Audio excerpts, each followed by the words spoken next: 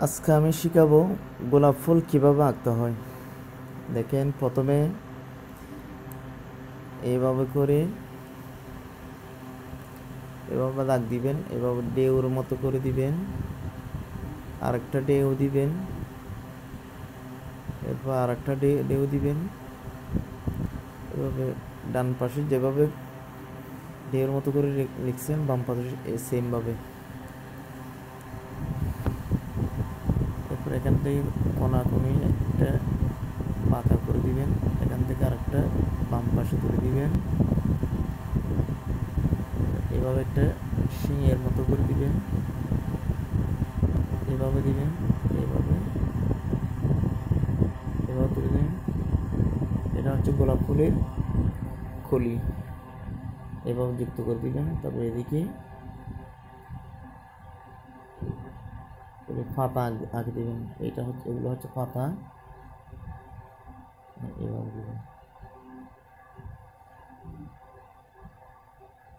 এভাবে সুন্দর করে সোজা করে টান দিবেন। বাস, অনেক সুন্দর একটা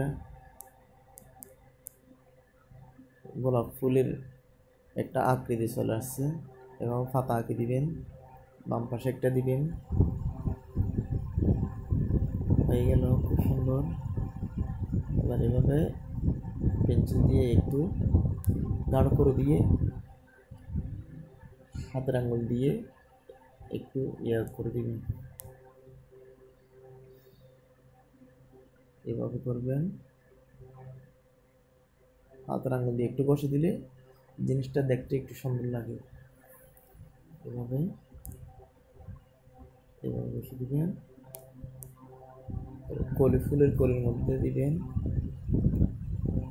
মাশাআল্লাহ, খুব সুন্দর দেখাচ্ছে এখন। এবং পাতার মধ্যে, গাছের মধ্যে একটু গাঢ় করে দিবেন, হয়ে গেল। যদি সুন্দর লাগে আপনারা এটি লাইক করবেন, শেয়ার করবেন। ধন্যবাদ সবাইকে।